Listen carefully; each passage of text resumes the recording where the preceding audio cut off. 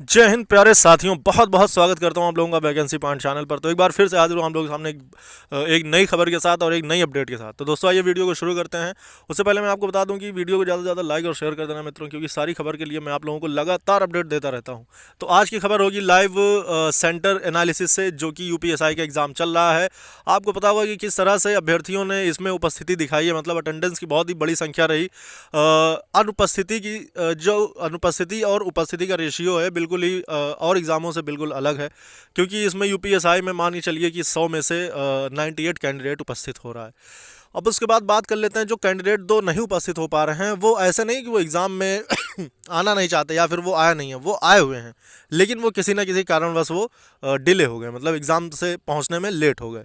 अब उसके बाद जो लेट हुए हैं, तो अब उनके लिए क्या रास्ता है, क्या वो एग्ज़ाम नहीं दे पाएंगे या फिर उनका ये मौका चला गया। जबकि यूपीएसआई का ऐसा मौका है कि मतलब 2-4-5 साल में, या कह लें कि 8-10 साल में एक बार आता है, जो कि अभी फ़िलहाल 5 साल बाद आया हुआ है। तो क्या अब ये मौका दोबारा मिलेगा इन्हें, या फिर इनका एग्ज़ाम ख़त्म, मतलब इनका एग्ज़ाम पूर्ण माना जाएगा। अब उसके बाद बात करते हैं ऐसे अभ्यर्थियों की जिन्होंने एग्ज़ाम दिया, तो उनके अलग ही एनालिसिस सामने आते हैं। जैसे कि डेली डेली की एनालिसिस तो मैं नहीं डाल रहा, लेकिन जब कोई इंपॉर्टेंट ख़ास चीज़ सामने आ जाती है, तब फिर मैं उसको आपको रूबरू कराने के लिए वीडियो के माध्यम से आप तक पहुँचाने की कोशिश करता हूँ। और मैं आपको बता दूँ कि जो सेफ स्कोर का वीडियो था वो मैंने आपको दे दिया है दोस्तों। अब उस पर अलग अलग तरह के कमेंट आ रहे हैं, लेकिन मैं आपको फाइनली बता दूं, क्योंकि ये जो मैंने वीडियो डाली थी, ये सिर्फ मेरा एनालिसिस नहीं था, ये उन अभ्यर्थियों का एनालिसिस था जिन्होंने एग्ज़ाम दिया था।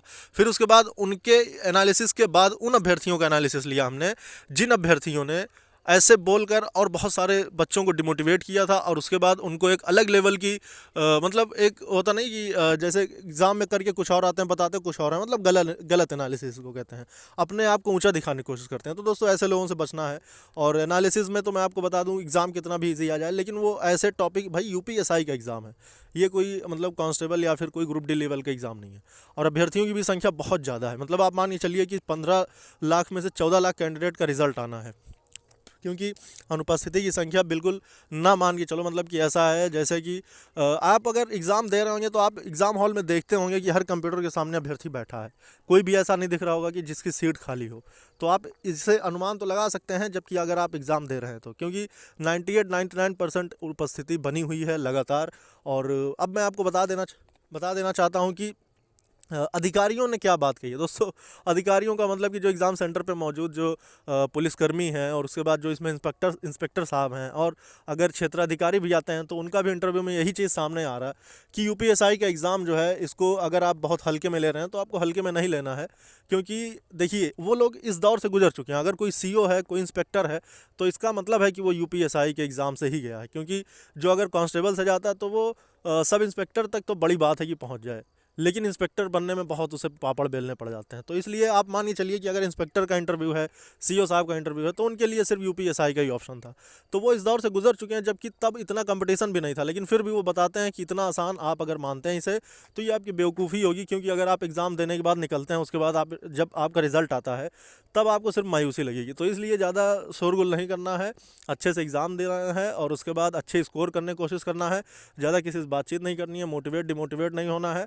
बस हाँ, ये बात तय रही कि अगर आप एग्ज़ाम देने जाते हैं, तो आपको ये बात ध्यान रखना होगा कि माइनस मार्किंग नहीं है।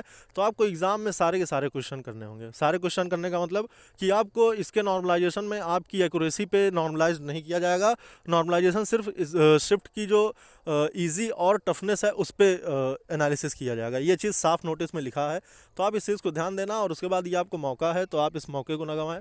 अच्छे से पढ़ाई करें, रिवीजन करें, डेली एनालिसिस देखते रहें, जो ऑनलाइन क्लासेस पे जो एनालिसिस दिखाई जा रही है, ताकि उससे आपको सारे आइडिया होते रहें किस टाइप के क्वेश्चन आ रहे हैं। और सारी हेल्प के लिए दोस्तों आपके साथ वैकेंसी पॉइंट मौजूद है। और हाँ, मैंने जिक्र किया था जिन अभ्यर्थियों का एग्ज़ाम छूट रहा है, तो देखिए दोस्तों, मैं आपको बता दूं कि मैंने बहुत सारे ऐसे अभ्यर्थियों से बातचीत करी कि जिनके एग्ज़ाम छूटे हैं, तो उन्होंने भर्ती बोर्ड में अपना ज्ञापन दिया है। हो सकता है कि इस पर कोई आदेश आए, तो इसलिए अगर जिसका भी एग्ज़ाम छूट रहा है, तो उससे मैं ये कहना चाहता हूँ कि वो अपने ज्ञापन को एक बार भर्ती बोर्ड पहुँचा दे, ताकि ये हो कि हाँ, उसने मतलब इतने अभ्यर्थी हैं जिन्होंने एग्ज़ाम छोड़ा है। और एक सही एनालिसिस के लिए दोस्तों, एग्ज़ाम को पूर्ण होने के बाद ही एक सही एनालिसिस आप लोगों के सामने आ पाएगी, जो कि कट ऑफ बेस्ड होगी। तो दोस्तों, आप लोग चैनल से जुड़ जाना, और वीडियो को लाइक और शेयर कर देना दोस्तों। और उसके बाद कोई भी अपडेट होगी मैं आपको देता रहूँगा। और कोई भी अगर आपके मन में डाउट है, आप कमेंट कर सकते हैं मुझे कमेंट बॉक्स में। जय हिंद।